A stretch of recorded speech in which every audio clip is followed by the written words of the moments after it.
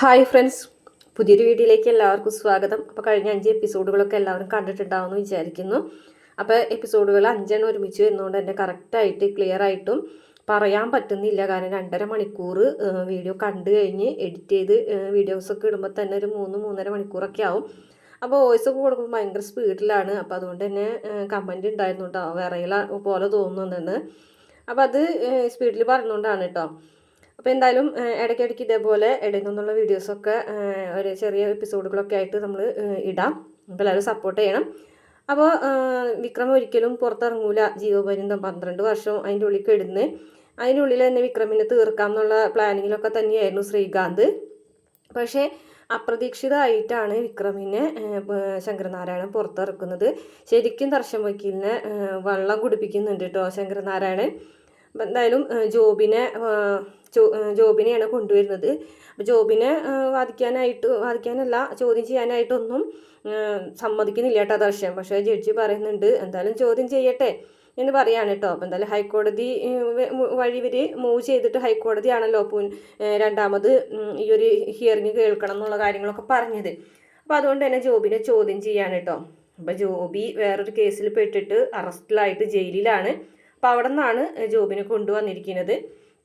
അങ്ങനെ ശങ്കരനാരായണൻ ഇങ്ങനെ വീണ്ടും വിക്രമിൻ്റെ കേസിൻ്റെ കാര്യങ്ങളൊക്കെ ജോബിനോട് ചോദിക്കുന്നുണ്ട് കേട്ടോ. ജോബി എങ്ങനെയാണ് വിക്രമിനെ വേദനയും പരിചയപ്പെട്ടതെന്നുള്ള കാര്യങ്ങളൊക്കെ ചോദിക്കുകയാണ്. അപ്പോൾ അന്ന് നടന്ന സംഭവങ്ങളൊക്കെ തന്നെ പറയുന്നുണ്ട് കേട്ടോ. ചന്ദ്രശേഖരനും ശ്രീകാന്തും വേദനയും വിക്രമിനെ അവിടേക്ക് അന്വേഷിച്ച് വന്നതാണോ എന്ന് ചോദിക്കുമ്പോൾ അതേ അന്വേഷിച്ച് വന്നത് തന്നെയാണെന്ന് പറയുന്നുണ്ട്. അപ്പോൾ അവർ ഗുണ്ടകളായിട്ടാണ് വന്നത് ചോദിക്കുമ്പോൾ ഇല്ല, ഒരു സഹായി മാത്രമേ ഉണ്ടായിരുന്നുള്ളൂ എന്ന് പറയും. അങ്ങനെ ഇവരെങ്ങനെയാണ് കൊണ്ടുപോയതെന്ന് ചോദിക്കും. അപ്പോൾ കൊണ്ടുപോയത് സാധാരണ കാറിലാണ് അങ്ങനെയാണൊക്കെ പറയുന്നുണ്ട് കേട്ടോ.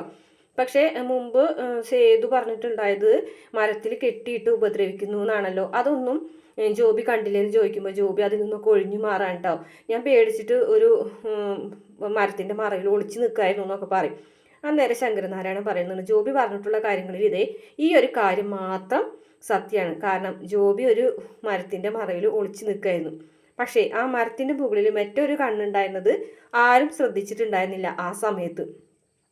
എന്തായാലും ആ ഒരു CCTV ക്യാമറ പിന്നീട് ഇവർ അഴിച്ചു മാറ്റി. ശ്രീകാന്ത് അത് ശരിക്കും ജോബിനെ തന്നെ ഏൽപ്പിച്ചാണ് ചെയ്തത്. നശിപ്പിക്കാനായിട്ടാണ് കൊടുത്തത്. പക്ഷേ ജോബി ഏതെങ്കിലും ഒരു സമയത്ത് ശ്രീകാന്തിനെതിരെ അത് ഉപയോഗിക്കാൻ വേണ്ടിയിട്ട് ആ ഒരു CCTV ക്യാമറ തൻ്റെ വീട്ടിൽ തന്നെ ഒളിപ്പിച്ചു വെച്ചു. പിന്നെ ജോബിയുടെ അപ്പനും ഇപ്പോൾ അറസ്റ്റിലായിരിക്കുകയാണ്. കഴിഞ്ഞ തവണ വാദത്തിൽ ദർശൻ വക്കീൽ പറഞ്ഞിട്ടുണ്ടായിരുന്നു ജോബി ഒരു കാരുണ്യ പ്രവർത്തനം ചെയ്തുകൊണ്ടിരിക്കുകയാണ്. പാവപ്പെട്ട ആൾക്കാർക്ക് വീട് നൽകി വീട് പണിത് നൽകുന്ന ഒരു കാരുണ്യ പ്രവർത്തനമാണ് നടത്തുന്നതെന്ന് പറഞ്ഞിട്ടുണ്ടായിരുന്നു. ശരിയാണ്, വീട് തന്നെയാണ് പണിത് കൊടുക്കുന്നത്. പക്ഷേ ആ കാരുണ്യ പ്രവർത്തനം നടത്തി 10 കോടി തട്ടിച്ചിട്ട് ഇപ്പോൾ ജോബിയുടെ അപ്പനും അറസ്റ്റിലാണ്, സബ് ജയിലിലാണ് അവർ രണ്ടുപേരെന്നൊക്കെ ശങ്കരനാരായണൻ പറയുകയാണ്. അന്നേരം ദർശൻ വക്കീൽ എഴുന്നേറ്റ് നിന്നിട്ട് പറയാണ് ഈ ഒരു കേസിൽ പ്രതിയായി എന്ന് വിചാരിച്ചിട്ട് മുമ്പ് കണ്ട കാര്യം ഇല്ലാതാവോ?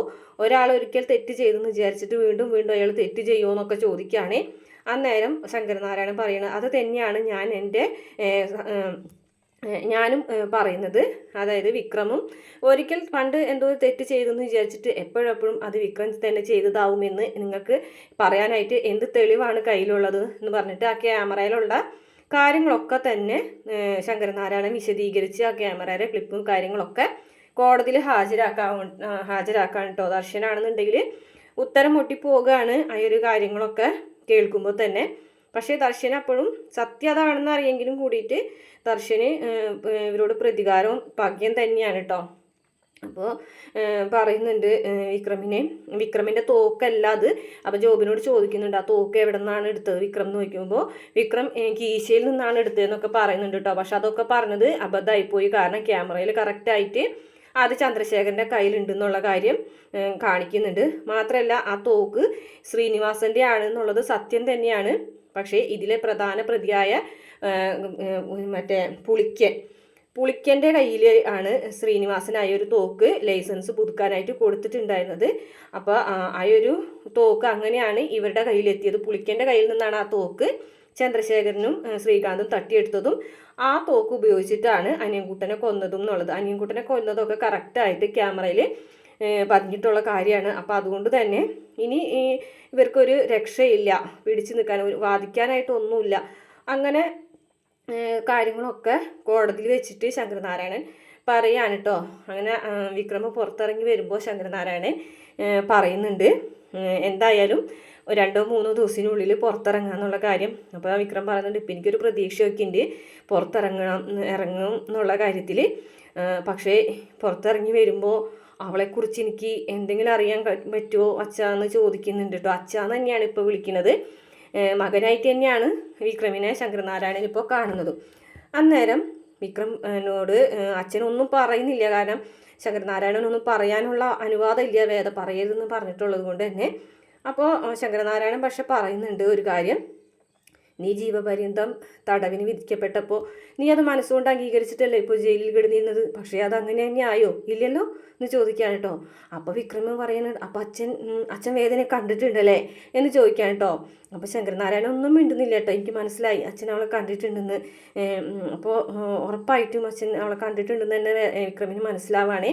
ഞാൻ ജയിലിൽ നിന്ന് ഇറങ്ങിയിട്ടുള്ള കാര്യം അച്ഛൻ വേദന അറിയിക്കണം എന്നൊക്കെ പറയുന്നുണ്ട് കേട്ടോ. അത് കഴിഞ്ഞ ശേഷം ശ്രീകാന്താണെന്നുണ്ടെങ്കിൽ ശങ്കരനാരായണനെ കണ്ടിട്ട് വലിയൊരു വെല്ലുവിളിയൊക്കെ നടത്താണ് കേട്ടോ. വിക്രമിനെ വേദന ഒരുമിപ്പിച്ച് അവർക്കൊരു കുഞ്ഞുണ്ടായി, ആ സ്വത്തുക്കളൊക്കെ അവർക്ക് എഴുതി കൊടുക്കാൻ വേണ്ടിയിട്ടായിരുന്നല്ലേ പ്ലാനിങ് എന്ന് പറയാൻ കേട്ടോ. പക്ഷേ എൻ്റെ കയ്യിലുള്ള സ്വത്തുക്കളൊക്കെ ഇനി ഞാൻ നിങ്ങൾക്ക് തിരിച്ചു തന്നിട്ട് വേണ്ടേന്ന് ചോദിക്കാൻ കേട്ടോ. അന്നേരം ശങ്കരനാരായണൻ പറയാണ് അതൊക്കെ അതിൻ്റേതായ വഴിക്ക് നടന്നോളൂ. ഒന്നിച്ച് ജീവിക്കണമെന്ന് ദൈവം വിചാരിച്ചിട്ടുള്ള ആൾക്കാർ ഒന്നിച്ച് ജീവിക്കുക തന്നെ ചെയ്യും. പിന്നെ സ്വത്തും മുതലൊക്കെ അതിൻ്റെ അവകാശികൾ വരുമ്പോൾ താനേ കൊടുത്തോളൂ എന്ന് പറയാണ് കേട്ടോ. അന്നേരം ശ്രീകാന്തിന് മനസ്സിലാവാണ് കേട്ടോ, അവകാശികൾ എന്ന് പറയുമ്പോൾ വേദനയും വിക്രമിൻ്റെ കൊച്ചിനല്ലേ അത് കിട്ടുള്ളൂ. അപ്പം അതുകൊണ്ട് തന്നെ കൊച്ചു ജീവിച്ചിരിപ്പുണ്ട് എന്നുള്ളൊരു സത്യം ശ്രീകാന്ത് അവിടെ നിന്നും മനസ്സിലാക്കാണ് കേട്ടോ. അപ്പോൾ ശ്രീകാന്ത് പറയാണ് പക്ഷെ നിങ്ങളുടെ മനസ്സിലിരിപ്പ് ഒരിക്കലും നടക്കാൻ പോകുന്നില്ല. അവൾ എന്തായാലും ജീവനോടെ നിങ്ങൾക്ക് കിട്ടാനും പോകുന്നില്ല. ഇവനെ ഇറക്കിയിട്ട് നിങ്ങൾ അവർ രണ്ടുപേരും ഒരുമിച്ച് ജീവിക്കാമെന്ന് വിചാരിക്കാൻ വേണ്ടാന്ന് പറയാം കേട്ടോ. അപ്പോൾ ശങ്കരനാരായണൻ പറയണേ അവർ രണ്ടുപേരും ഒരുമിച്ച് ജീവിക്കാൻ ദൈവം വിധിച്ചിട്ടുണ്ടെങ്കിൽ അങ്ങനെ തന്നെ ആയിരിക്കും. എനിക്ക് വയസ്സാം കാലത്ത് അവർ രണ്ടുപേരും ഒരുമിച്ച് ജീവിച്ച് അവരുടെ പേരക്കുഞ്ഞിനെ ലാളിച്ച് കൊഞ്ചിച്ചും അവരെ കൂടെ ജീവിക്കാനാണ് ഞാനും ആഗ്രഹിക്കുന്നതെന്ന് പറയാണ് കേട്ടോ. അങ്ങനെ കേട്ടോടുകൂടിയിട്ട് ശ്രീകാന്തിന് ഉറപ്പായി വേദന കുഞ്ഞ് ജീവിച്ചിരിപ്പുണ്ടെന്നുള്ള കാര്യം. ഇത് ശ്രീകാന്ത് സാബുവിനോട് പറയുന്നുണ്ട് ഉറപ്പായിട്ടും ആ കുഞ്ഞ് ജീവിച്ചിരിപ്പുണ്ട്. അതാണ് അങ്ങേര് അങ്ങനെ പറഞ്ഞിട്ടുള്ളത്. അല്ലെങ്കിൽ അങ്ങേര് അത്ര ഉറപ്പോട് കൂടിയിട്ട് അത് പറയൂല എന്ന് പറയുകയാണേ. അന്നേരം സാബു പറയാണ് അങ്ങേർക്ക് ജയിക്കാനായിട്ട് ഇപ്പോൾ ഒരു അവസരം കിട്ടിയിരിക്കല്ലേ, അപ്പം അങ്ങേര് ആ ഒരു സ്വപ്നത്തിൽ എന്ന പോലെ പറഞ്ഞതായിരിക്കും, അതിൽ വലിയ കാര്യമൊന്നും ഇല്ല എന്നൊക്കെ പറഞ്ഞു കൊടുക്കാനിട്ട് എന്തായാലും വിക്രം ഇറങ്ങട്ടെ നമുക്ക് അവനെ തീർക്കാം എന്ന് തന്നെ പറയാണ് കേട്ടോ സാബു. പിന്നെ വിക്രം ജയിലിൽ നിന്ന് ഇറങ്ങി വരുന്ന സമയത്ത് വിഷയം കൊണ്ടുപോകാനൊക്കെ വരുന്നുണ്ടല്ലോ. ആ സമയത്ത് ദർശനും ശ്രീകാന്തും കൂടിയിട്ട് വന്നിട്ട് വിളിക്കുന്നുണ്ട്.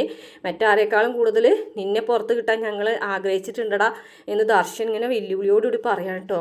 ദർശൻ്റെ ആ ഒരു മാറ്റം കണ്ടിട്ട് വിക്രം പറയാണ് ശരിക്കുള്ള നിങ്ങൾ ഇതാണോ, നിങ്ങൾ മുമ്പ് കണ്ടിട്ടുള്ള നിങ്ങളാണോ ശരിക്കുള്ളത്, ഇപ്പോൾ ഉള്ള നിങ്ങളാണോ ശരിക്കുള്ളത് എന്ന് ചോദിക്കുകയാണ് കേട്ടോ.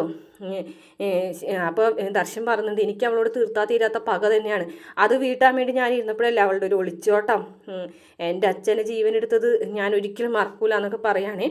അങ്ങനെ വിക്രമാണെന്നുണ്ടെങ്കിൽ അവരെ വെല്ലുവിളിക്കൊന്നും നിന്ന് കൊടുക്കുന്നില്ല കേട്ടോ. എനിക്ക് എൻ്റെ അച്ഛനെ കാണണം, അതുകൊണ്ട് ഞാൻ പോകാണ്, എനിക്കിതൊന്നും പറഞ്ഞു നിൽക്കാൻ നേരില്ല എന്നൊക്കെ പറഞ്ഞിട്ട് മാഷിൻ്റെ അടുത്തേക്ക് പോകുന്നുണ്ട്. അങ്ങനെ മാഷിൻ്റെ അടുത്ത് ചെന്നിട്ട് ആ സർട്ടിഫിക്കറ്റ് കാണിച്ചു കൊടുക്കുകയും അതുപോലെ ഭക്ഷണം അങ്ങോട്ടും ഇങ്ങോട്ടൊക്കെ വാരി കൊടുക്കുകയും അവരുടെ ഒരു സ്നേഹമൊക്കെയാണ് കേട്ടോ കാണിക്കുന്നത്. ഇതേ സമയം വേദയാണെന്നുണ്ടെങ്കിൽ ഒരു വലിയൊരു പ്രശ്നത്തിൽ പെടുകയാണ് കേട്ടോ. ദേവരാജൻ എന്ന് പറഞ്ഞിട്ടുള്ളൊരു വലിയൊരു മയക്കുമരുന്ന് കച്ചവടക്കാരൻ്റെ ഒരു ഇതിൽ പെടുകയാണ്. കാരണം അയാൾക്കെതിരെ തെളിവുകളൊക്കെ ശേഖരിച്ച് അയാളെ പൂട്ടാനുള്ളൊരു കാര്യങ്ങളൊക്കെ വേദ ചെയ്യാണ്. ഈ സമയത്ത് വിക്രമിനെ കുറിച്ചുള്ള ചെറിയ സൂചനകളൊക്കെ മകൾക്ക് നൽകുന്നുണ്ട് കേട്ടോ. അതായത് വിക്രമിൻ്റെ വേദന ജീവിതത്തിൽ സംഭവിച്ച കാര്യങ്ങളൊക്കെ ഒരു കഥ രൂപേണ കൊച്ചിനെ പറഞ്ഞ് മനസ്സിലാക്കി കൊടുക്കുന്നുണ്ട് കേട്ടോ. പക്ഷേ ഇതൊക്കെ പറഞ്ഞു കൊടുക്കണ കേൾക്കുമ്പോൾ തരുണിൻ്റെ അമ്മക്ക് വലിയ സങ്കടമാവാണ് കേട്ടോ. കാരണം ഈ ഒരു കഥയൊക്കെ മോളെന്തിനാണ് കുഞ്ഞിനോട് പറഞ്ഞു കൊടുക്കുന്നത്, കുഞ്ഞിൻ്റെ മനസ്സിലത് പതിഞ്ഞു പോകൂലെന്ന് ചോദിക്കുമ്പോൾ വേദ പറയുന്നുണ്ട് എന്നായാലും അതറിയേണ്ടത് തന്നെയല്ലേ അമ്മയെന്ന് പറയുന്നുണ്ട് കേട്ടോ. അപ്പോൾ തന്നെ അവർക്ക് വിഷമാവുന്നുണ്ട്. മാത്രമല്ല തരുണിനാണെന്നുണ്ടെങ്കിൽ വേദനയോട് ഒരു അടുപ്പൊക്കെ തോന്നുന്നുണ്ട്. ചിലപ്പോൾ വേദ ആയ ഒരു അമ്മ എന്നുള്ളത് എപ്പോഴും വിളിക്കുന്നുണ്ടല്ലോ. അപ്പോൾ വേദന അമ്മ തന്നെയായിട്ട് കൊച്ചു കണ്ടു തുടങ്ങി.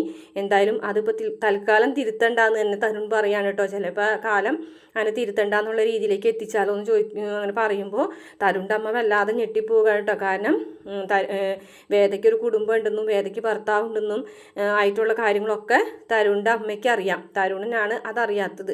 അപ്പോൾ അതുകൊണ്ട് തന്നെ അവർക്ക് വല്ലാത്തൊരു വിഷമമാവണം. തൻ്റെ മകൻ വേദന സ്നേഹിക്കുന്നുണ്ടെങ്കിൽ അത് തെറ്റായിട്ടുള്ള കാര്യമാണെന്ന് തന്നെ മനസ്സിലാക്കാണ് കേട്ടോ തരുണിൻ്റെ അമ്മ. അങ്ങനെ ഇനി അങ്ങോട്ട് വരാൻ പോകുന്ന എപ്പിസോഡുകൾ എന്ന് പറയുന്നത് നമ്മുടെ വേദയും തരുണും ഒക്കെ നാട്ടിലേക്ക് എത്താണ് കേട്ടോ. അപ്പോൾ ഈ ദേവരാജൻ എന്ന് പറഞ്ഞിട്ടുള്ള ആൾ വേദയ്ക്കിട്ട് പണിയാനായിട്ട് കാത്തു നിൽക്കുകയാണ്. അപ്പോൾ വേദ ഒരു ഒത്തുതീർപ്പിന് വഴങ്ങാതാവുമ്പോൾ വേദയ്ക്ക് ട്രാൻസ്ഫർ ആക്കാണ് കേട്ടോ അയാൾ.